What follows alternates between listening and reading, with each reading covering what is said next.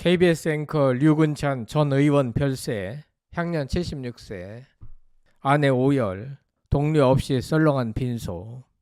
류근찬 전 KBS 앵커이자 국회의원이 향년 76세의 나이로 별세했습니다. 류근찬 전 앵커는 30년간 언론계에 종사한 역량 있는 언론인이었으나 정계에 입문하면서 철새라는 낙인이 찍혀 정치인으로서는 성공하지 못했다는 평가가 나옵니다. 장례식장에 동료 정치인들의 조문이 없는 썰렁한 빈소가 이를 말해주고 있으며 가족 중심의 장례가 진행되고 있습니다. 방송에 앞서 구독자가 아니신 분은 성창일 TV와 함께 해주시면 감사하겠습니다. 류근찬 전 앵커가 26일 오전 8시 20분쯤 세상을 떠났으며 빈소는 삼성 서울병원, 발인은 28일 낮 12시, 장지는 서울추모공원 진달래 메모리얼 파크로 알려졌는데요. 고인은 1974년 KBS 공채 기자 2기로 입사, 30년간 근무했습니다. KBS 9시 메인 앵커와 보도국장, 본부장 등 요직을 두루 지냈습니다. 오랫동안 앵커를 해왔기 때문에 대중에게 매우 친숙한 인물로 알려져 있는데요. 2003년 KBS 퇴사 후 김종필 자유민주연합 총재 언론특별보좌관으로 정계에 입문했습니다. 다음해 제17대 총선에서 충남 보령시 서천군 국회의원으로 당선된 뒤 당에서 대변인과 정책위원회 의장을 맡았습니다.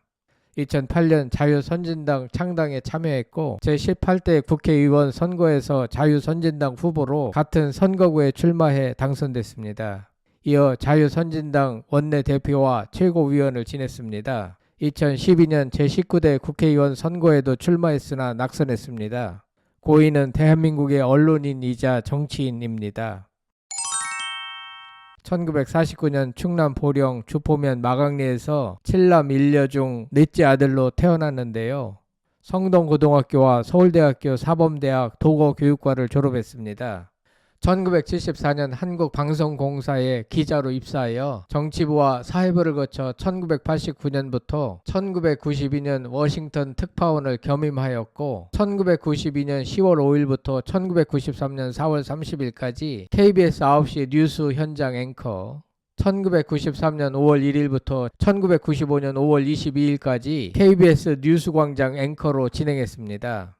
그러나 전임 앵커인 이윤성의 정계 진출로 인해 1995년 5월 22일부터 다시 KBS 뉴스 9시로 옮겨 1998년 5월 2일까지 약 2년 11개월 동안 진행했습니다. 1998년부터 1999년까지 보도국장을 맡았고 1999년부터 2000년까지 약 1년간 런던 특파원을 재직했고 2000년부터 2003년 6월까지 보도본부장을 맡았습니다. 이때까지만 해도 역량 있는 언론인으로 자리매김을 했는데 정계 복귀하면서 이미지가 크게 훼손됐습니다. KBS 뉴스광장, KBS 뉴스9 등 간판 뉴스 프로그램의 앵커로 활약했던 류근찬 앵커. 그의 뉴스 진행은 단순한 정보 전달 그 이상으로 시청자들에게 깊은 신뢰와 안정감을 주었는데요. 오랜 친구가 옆에서 따뜻한 목소리로 이야기를 들려주는 듯한 느낌이었습니다. 그런 그가 2003년 KBS를 떠나 정치계에 입문했을 때 많은 사람들이 놀라움과 동시에 기대감을 감추지 못했습니다.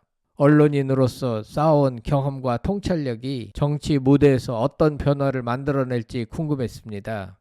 류근찬 전 앵커의 삶을 되돌아보면 그는 끊임없이 변화를 추구하고 도전하는 사람이었는데요. 언론인으로서 정치인으로서 그는 늘 새로운 길을 개척하며 자신의 역할을 했습니다.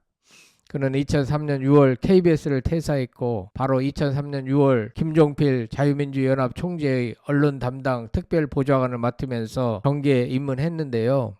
2004년 제17대 국회의원 선거에서 자유민주연합 후보로 충청남도 보령시 서천군 선거구에 출마하여 당선됐습니다. 같은 해 자유민주연합 대변인, 정책위 의장 등을 역임했습니다. 2005년 자유민주연합을 탈당하여 국민중심당에 입당하였고 2007년 국민중심당 대변인에 임명됐습니다.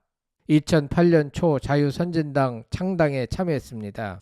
같은 해 치러진 제18대 국회의원 선거에서 자유선진당 후보로 같은 선거구에 출마하여 당선되었고 2009년 자유선진당 원내대표에 2010년 자유선진당 최고위원이 되었습니다.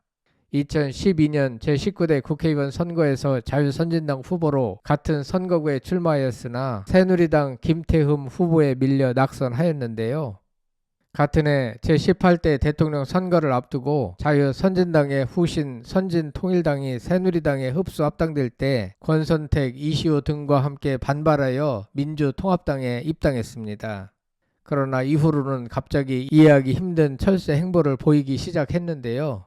2014년 초반에 민주당을 탈당해 안철수의 새정치연합에 합류했습니다.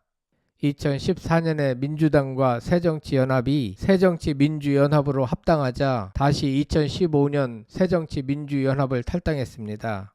이후 박준영의 신민당에 참여했다가 신민당이 원외 민주당에 합당되자 천정배의 국민회의로 이동했다가 탈당했습니다. 충청권의 대권 주자로 반기문이 부상하자 국민행복당에 입당하여 당명을 친반 국민대통합으로 변경하고 정치판을 걸레로 만들었다라는 말로 안철수를 비난했습니다. 이후 그 안철수가 있는 국민의당에 입당하여 바른미래당, 민생당 소속으로 있다가 2020년 12월에 뜬금없이 이경희의 통일한국당의 창당 발기인으로 참가했습니다. 이와 같이 갈팡질팡 행보를 보이면서 올곧은 언론인 이미지는 사라지고 소신없는 철새 정치인이라는 낙인이 찍혔습니다. 지난 2016년 1월 KBS 뉴스 앵커 출신 류근찬 전 국회의원이 국민의당 창당을 주도하고 있는 안철수 의원을 맹비난하면서 그에 대한 관심이 집중되었던 적이 있는데요. 류 전 의원은 당시 본인의 트위터에 안철수는 시집안간 처녀 땐 친선해 보였다. 그러나 그동안 두세 번 시집 갔다가 과수가 된 걸레가 돼버렸다라고 밝혔습니다. 특히 지금 누구와 결혼한들 무슨 관심이 있고 정체성이 확실하겠냐. 불안한 출발은 당연하다라고 꼬집었습니다. 이어 새 인물이 하늘에서 떨어지냐며 안철수가 헌 인물이 돼버렸는데 새 인물이 몰려들 턱이 없다. 걸레들의 행진, 걸레는 빨아도 걸레라고 맹비난했습니다.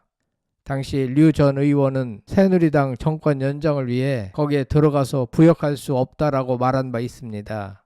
이어 민주당에 입당해 문재인 대선 후보를 지지하기도 했는데요. 이때 여성 비하 논란에 휩싸였고 철새 정치인이라는 낙인이 찍혔습니다. 류근찬 전 앵커는 김종필 자유민주연합 총재의 언론특별보좌관으로 시작해 17대, 18대 국회의원을 지내며 정치인으로서의 새로운 삶을 시작했지만 그의 정치 여정은 순탄치 않았습니다. 새정치연합, 신민당, 국민회의, 국민의당, 그리고 통일한국당 창당 발기인까지 파도처럼 끊임없이 변화하는 정치판에서 그는 자신의 신념을 조차 끊임없이 도전했지만 국민들의 눈에는 철새 정치인으로 비춰졌습니다. 류근찬 전 앵커의 별세 소식을 접하며 우리 시대의 언론인이 또 떠나갔다는 생각에 마음이 무거워집니다. 그의 차분한 목소리, 날카로운 분석력, 그리고 끊임없이 도전하는 용기는 우리에게 많은 것을 남겼습니다. 그동안 많은 배우, 언론인, 연예인 등이 정치계에 발을 담근 후 성공하는 사람이 거의 없었습니다. 정치에 입문하지 않고 언론계에 끝까지 남아 예리한 말과 글로 사회를 질타하고 밝히는 역할에 집중했더라면 하는 아쉬움도 남는 것 같습니다. 삼가 고인의 명복을 빕니다. 여러분들 생각은 어떠신지 궁금합니다. 끝까지 시청해 주셔서 대단히 감사합니다. 구독, 좋아요, 댓글은 사랑입니다. 성창힐 TV였습니다.